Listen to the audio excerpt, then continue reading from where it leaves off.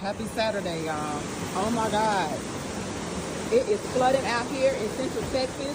We just got a notice that we need to evacuate my apartment. Now, those of y'all that follow me, y'all know that I come out here on my patio often and I show you where the deer and stuff are down there. He making rounds. He making rounds. He making rounds. But this is a river. We live in between two rivers, and this river is flooded. That is high. Like normally, I want to say that this is probably a good 12 feet above ground or more. Thankfully, we up here on the second floor, but the rain is continuing to come. It's supposed to rain all day, and it's getting pretty crazy. We are getting flooded out. I'm talking about seriously. It is bad. Look at that.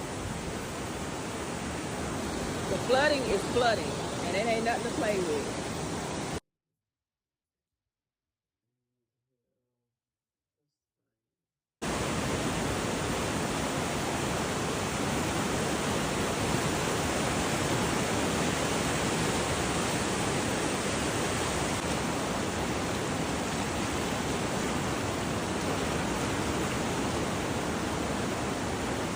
That's getting close. Over here it's okay, but it's a matter of time. I ain't taking no chances with it.